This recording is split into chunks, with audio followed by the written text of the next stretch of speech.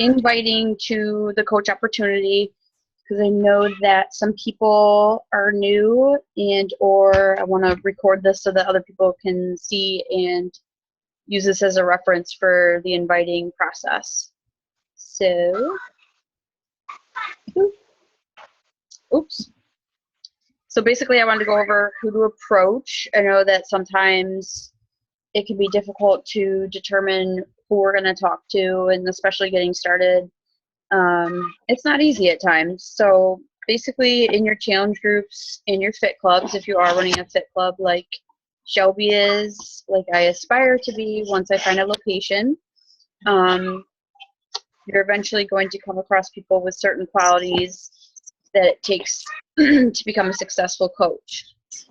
So I would say that we all have specific qualities that we're attracted to, or that we want on our team, because this is a business where we have the opportunity to choose who we work with, which is awesome. So that is something that we got to keep in mind, and when we're looking for people that we want to talk to the business about. So basically, the qualities that you're watching for every day in your challenge groups, in your challenge members, you want to be looking at them too, to see if they'd be somebody that might benefit from being a coach, whether discount or someone that might want to work the business. Because a part of being a coach is being a product of the product and working on your own personal journey. So having that commitment piece. Are they posting every day? Are they completing the challenges of the day? You know, are they skipping workouts or not? Are they committing to their meal plans? Are they showing leadership qualities? Are they helping other group members out and emerging as leaders in the group and helping other people to stay accountable? So basically, people that are taking some initiative are the people that I want to, you know, explore and have conversations with about being a coach, because that's what it's all about, is really running these challenge groups, and they're the bread and butter of this business, and helping others is it's definitely how I got started. And I think that's probably why Kate approached me, was because I was an avid challenger. I really, you know, branched out and became a leader in the challenge groups before I even knew about the coach opportunity, because it really helped me on my personal journey.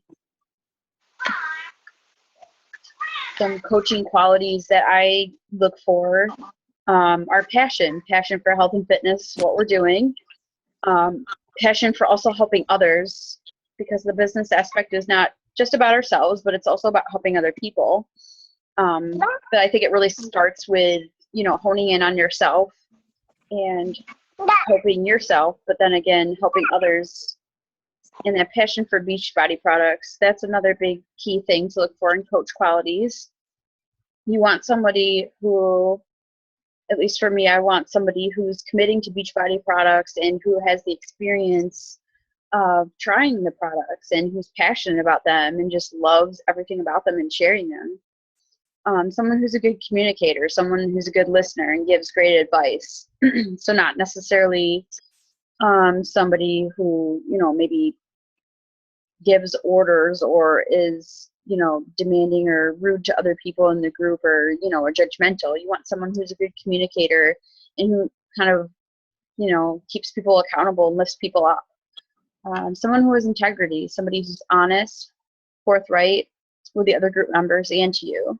So basically, that's a huge thing for me, having integrity and honesty.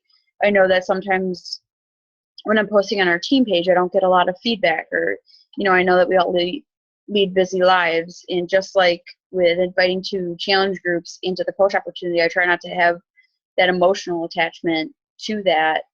And just having people be honest with me and saying, you know, I wasn't here, you know, I've got something going on this week. That's fine. I really personally uphold honesty as a really big thing that's important to me.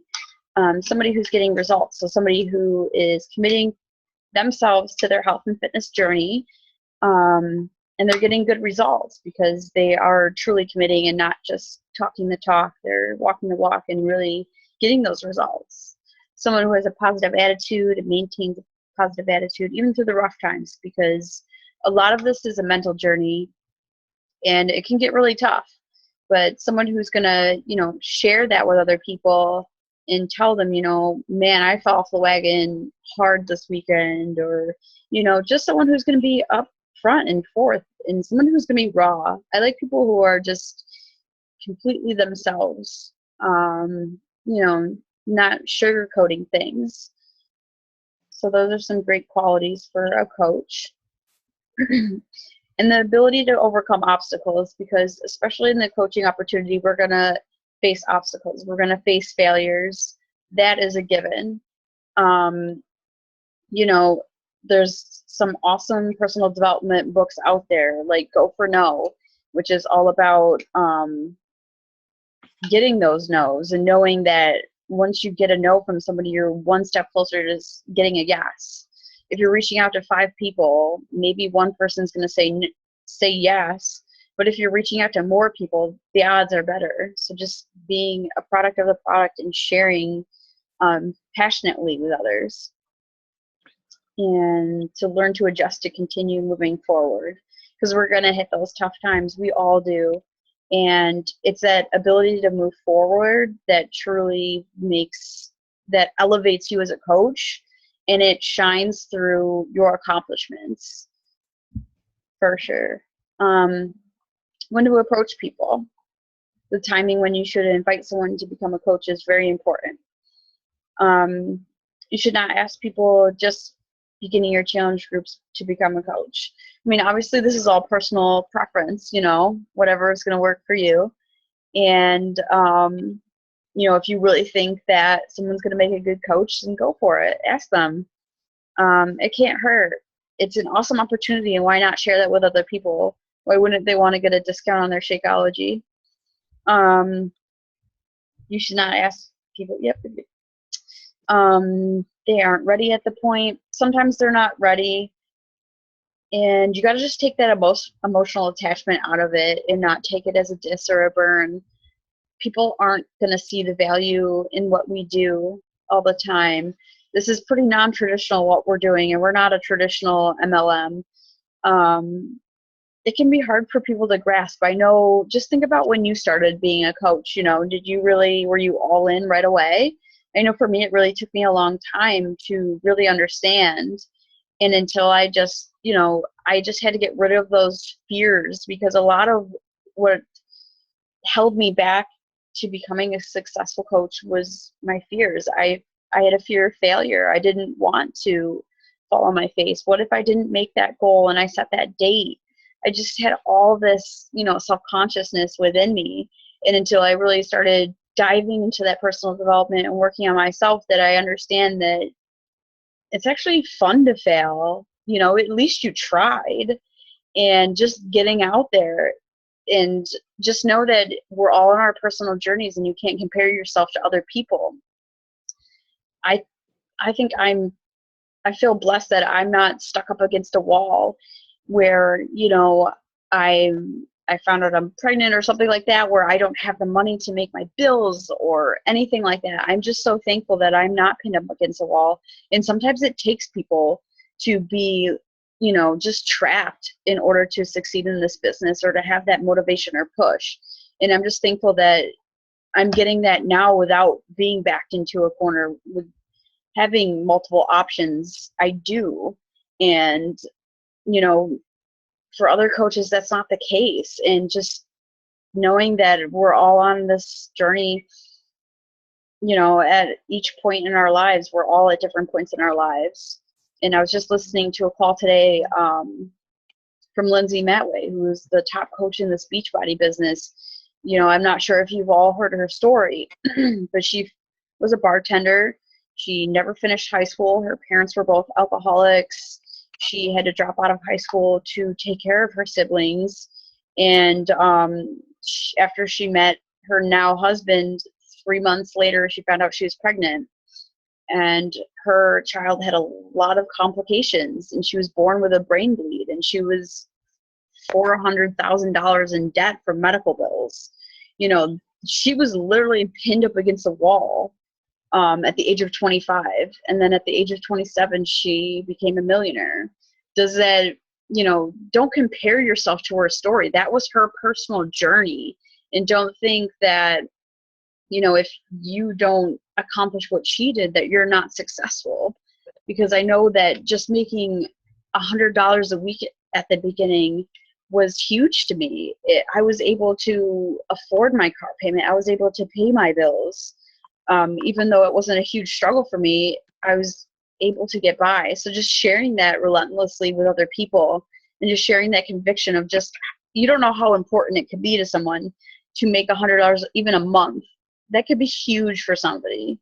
And even to break even and have your Shakeology paid for. That's awesome. So definitely share those small victories that you have, because you have no idea how it could affect somebody else's life. For sure. And tomorrow is payday, so there's another opportunity to share. Discount coaches. Shelby, do you want to go into this one? Shelby? Sorry, I was trying to figure out how to unmute myself. Okay.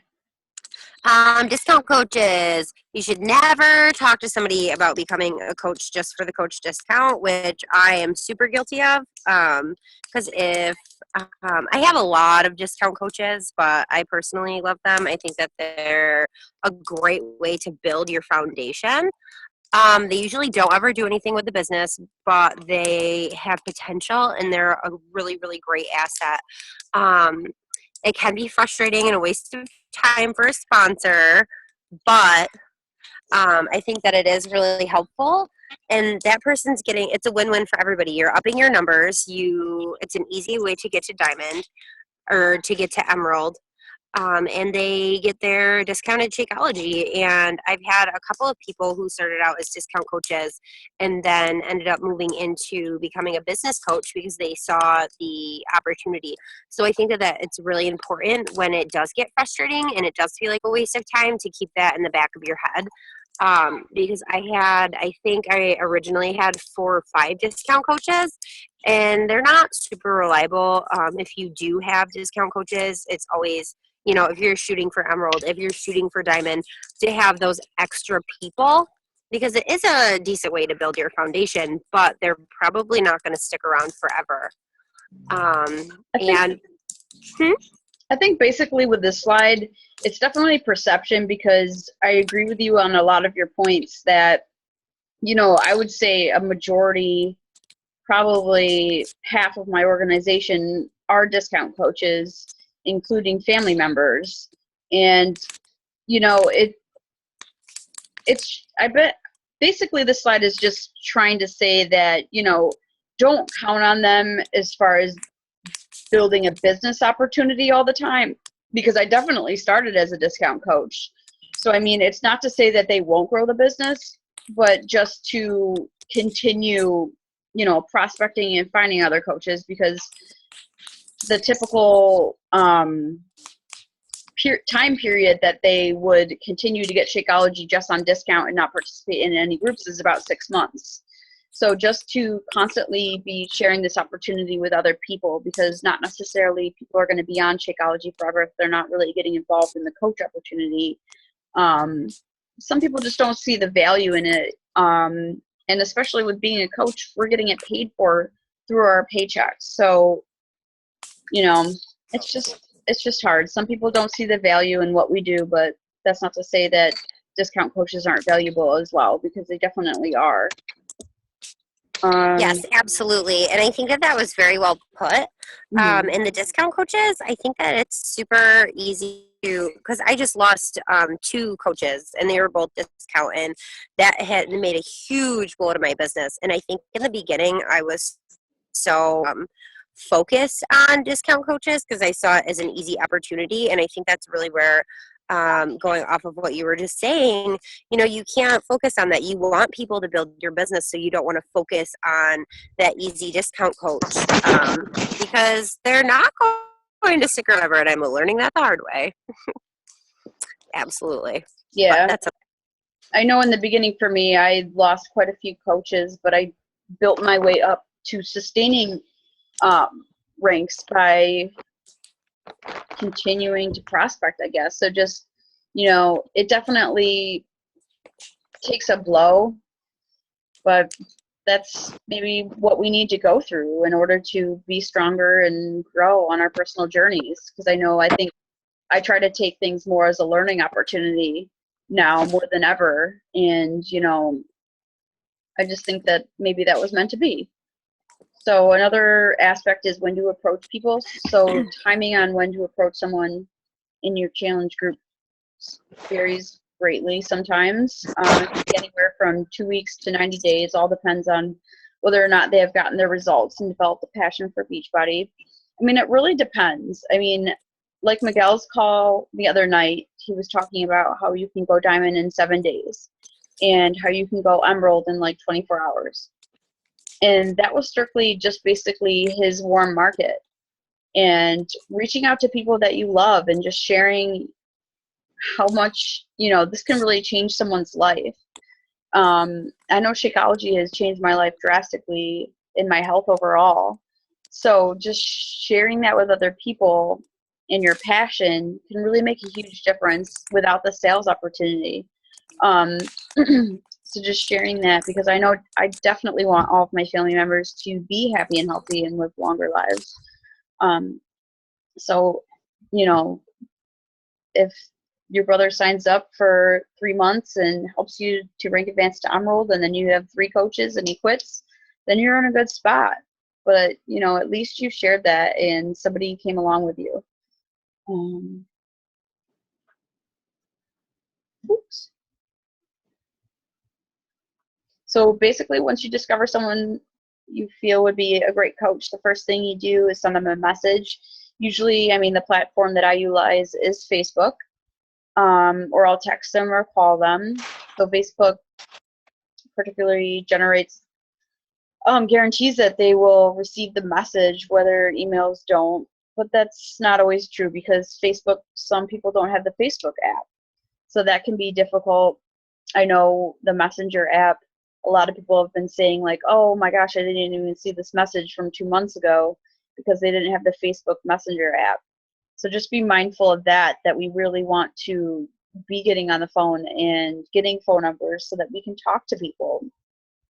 Because this isn't a business of necessarily selling, it's a business, it's a relationship business.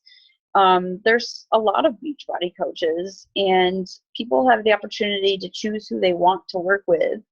So just being yourself and sharing that with other people so that they can see who you are and whether or not you guys make a good match.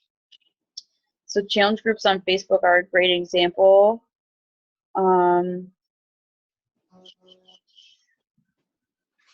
So here's an example message that I found online, just reaching out to people.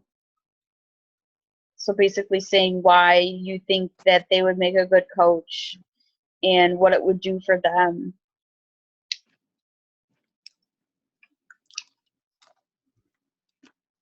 Shelby, do you want to do this one? Sure. Okay, how to approach. I think that this is where most people get hung up, because it can be absolutely terrifying and nerve-wracking trying to approach somebody, because it can be stressful. But I think that practicing beforehand and coming up with a message, and I think that this whole how to approach somebody comes back to practicing. You have to invite people, and you have to practice setting out your invitation and kind of get a feel for it. It's super important to show them that you are inviting them to be part of your team. And I think that some people get really nervous when you talk to them about coaching, because they see it as super salesy or super gimmicky. So it's very, very important to throw your own spin on things. Use your own lingo, use lingo that they have seen you use before, so they know that it's genuine. And if you approach them as you are inviting them to be part of this huge thing that's changing your life, that's a lot different than saying, hey, you should be a coach, you can make some money. You know what I mean? So also notice they talked about suggesting a certain day and time to talk. Always set up that getting started right call. talk to them. Talking face to face or talking on the phone is a lot different than just shooting them a text or over like a message on Facebook. I think that having that personal connection really shows them that you're adding that value to your friendship. And then never leave the responsibility of setting up a call in their hands. They might not get around to it. It might not be, maybe they are kind of nervous. They don't. So you always want to make sure that you set up the time and say, hey, does this time work for you? I'm free at this day and this time or this other day. What day works best for you? I can't wait to talk to you about this. And then this I personally still struggle with, not talking too much, leaving that trail of breadcrumbs. And I think that in the beginning when people told me, leave a trail of breadcrumbs, you don't want to, word vomit too much because people will get overwhelmed and they won't give you the time of day. So, and I always thought, well, why wouldn't I want to tell them all these great things about coaching? And then I would notice myself just spewing things at people. Oh, coaching and blah, blah, blah. It's so great, which it is, but you kind of want to leave those breadcrumbs. But I think that there's a fine line also between being too vague and not being consistent. And that all comes back to that practice piece as well. And then asking questions and have them do most of the talking. What's your why? Why are you interested in joining this? Because you have to be a certain type of person with a certain type of vision to be a coach. So really asking them why they're interested and getting them thinking about them or getting them thinking about, okay, what is my reason? Why do I want to do this? And asking them to share their story. That's always a personal connection. People love talking about themselves, and hearing their story is going to help you figure out the best way to help them as a new coach. And then always ask them questions about the business. Usually people are not going to have that many questions in the beginning because they have no idea what they're getting into. But they'll usually have those couple of questions, and then be available also after that phone call. Shoot them a text or a message and say, hey, it was really great talking to you. I'll hit you up in a couple of days. I can't wait to see where this is going to go. So having that follow-up too. Mm-hmm. Yeah, and I think a lot of this goes hand in hand with a really great book that I read when I was getting started, which was Eric Worre's book, Go Pro. That has a lot of text examples of what to say and how to set up those prospecting calls and to be consistent, like you were saying, and direct. So saying, if I send you this 15-minute video, when do you think you could watch it by? Or do you think that you could watch it by tomorrow night at 5 p.m.? I've had people say to me, why by 5 p.m.? Somebody said that to me the other day, and I was just like, good question. But I guess I was just trying to be consistent so that we have a follow-up time. We have a set follow-up date because I talk to a lot of people. So I'm trying to schedule and set things up. And people don't always understand that. I feel I think also when there's a deadline, it's more attainable. Like, oh, I need to watch this by 5. So it gives it that end date. Because if you don't have an end date, it can just go on and on. Yeah. People don't really take it as like a priority or like, I'll watch this next week or something. And it is useful and it is a business skill to say something like that. At least I think so. We're not the traditional MLM, and, it's not a lot about what Eric Worre generally talks about, but a lot of the scripts and things like that are helpful and interesting to keep in mind for sure. So I would definitely suggest that book to some of the new coaches or anyone for that matter, because I feel like after I read a book that I could totally read it again, because it's like in that moment when you're reading it is like when you implement it. So and then once I'm done with it, I almost kind of forget the information in a way.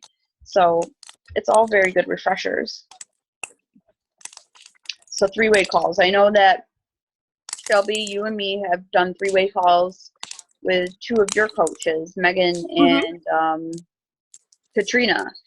And I've tried to set that up with other coaches of mine and try to make myself available. Who are who's on your list, who's on your, top 10 list that you want to work with, who have you told the opportunity about. Let's set up a three-way call. I can totally facilitate something like that for anybody in my downline, and I'd love to help out and share my story, or I'm pretty much make myself extremely available, I think, as a Oh, coach absolutely. and a leader. I mean, text me, call me, anything, anytime. Like, I'm here for sure. And I think that's, a good quality for now, definitely.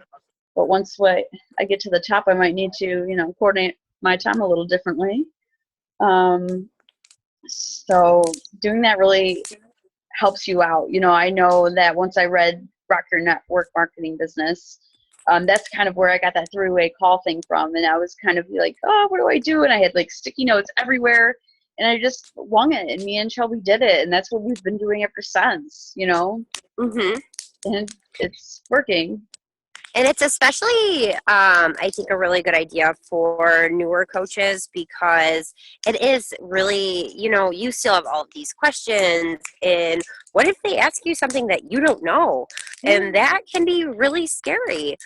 So having that person above you, and I think that it's a really great learning opportunity, especially with an upline who will let you kind of take the lead on it and then jump in when you're drowning. Which I highly doubt would ever happen to any of us. But if you have that fear, having somebody on the call with you kind of alleviates that and lets you just kind of run with it, knowing that you have that safety net there and have somebody talking with experience. And I think that it's a really good way also to show how supportive the team can be, because some people come in and they're like, oh, I don't know, I've never done this, I don't know how to do this. Well, there's a great support network at the same time. Exactly.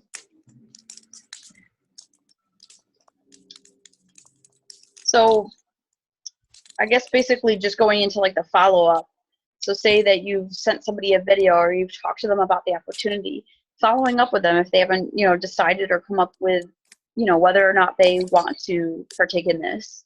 So just really being mindful of following up, planning on when you're going to follow up with that person, setting a date.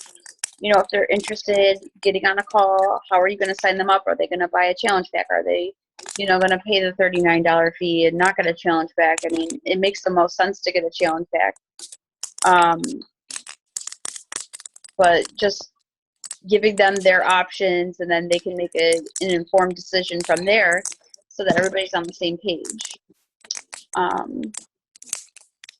So, if they have to talk to their spouse, I know I get that a lot, and sometimes it's a financial issue. And then I tell them, I mean, that's even for like a challenger. Sometimes they say, oh, I can't join this challenge this month. I've talked to my spouse and it's not really in our finances this month. So then I might, then say something about the coach opportunity. I saw that you're a stay-at-home mom, and, you said that finances were tight. And so I don't say too much about it, but, just give a little bit. And then if you're interested in hearing more about it, I'll send you more details. So yeah, definitely just getting in the swing of things and doing is where you'll find kind of how you will word things and talk to people. And, you'll find how other people communicate as well and how people will react to that. So and some of those, some of those breadcrumbs, going off of what Teresa was just saying, you can drop breadcrumbs at that precise moment, but add something of value. I was in the same situation when I was a challenger. I was nervous that I wasn't going to be able to afford Shakeology, and then my coach had mentioned, why don't you look into this a little more? You can get your Shakeout if you sell, just a couple challenge packs. You can, or not even saying that, you can get free Shakeology every month. So if that's something you're interested, let me know, because I was in the same boat.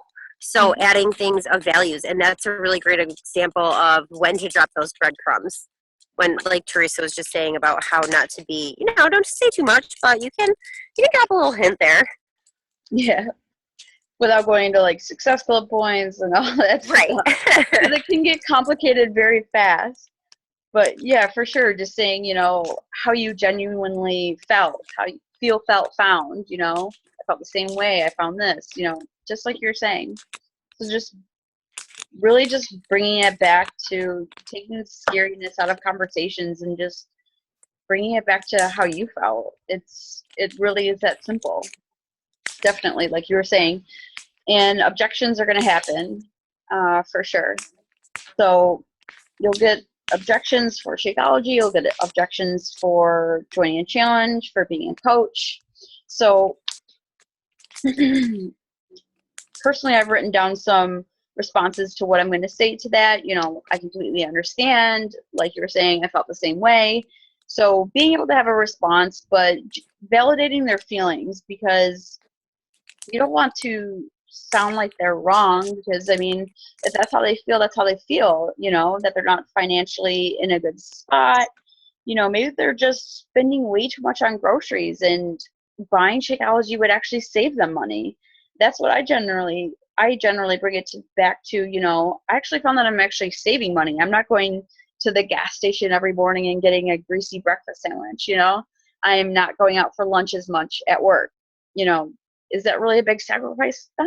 It's not that bad. I feel a lot better, you know, I have more energy. So just bring it back to personal experiences when you get those objections. Whether or not it changes their minds, you know, at least you were able to tell them how you feel too and what you did. So definitely the proof is in the follow-up. You should always follow up with everybody you talk to. You know, I have been following up with people that I talked to over a year ago, and now they're ready to get on their journey. So it's just about, even if they said no then, I take no's as not right now. So definitely don't erase them or get them off your list. We're here to help everybody, and just follow up. So if you can't get them on the phone, message them. If they don't respond, then sometimes you just got to move on. You don't want to harass somebody. Yeah, definitely just keep going. Definitely staying organized has definitely helped me in this business tenfold. My computer was just completely wiped of everything, which kind of stinks, but luckily I had a lot of my templates and business things that I utilize on Google Docs. That's what I've been personally utilizing as a form of, you know, having saved templates for coach invites, customer invites, different things like that, and how to approach people. So, you know, just basically like memory joggers and things that I personalize depending upon who I'm talking to and where the conversation is going. So it's how I keep track of things. It's like my little online office. So definitely get organized for sure. There's different things out there, like Asana, which is there's an app for that, and as well as a website.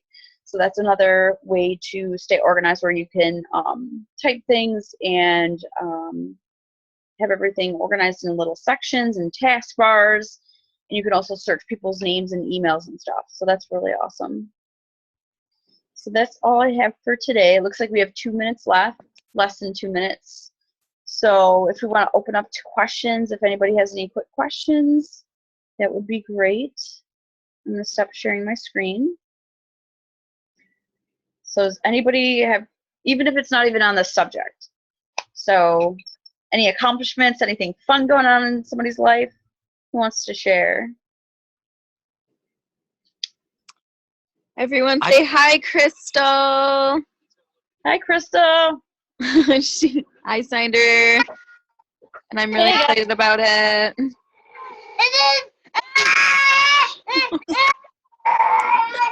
Apparently, Wesley's not happy right now. No, Dada left.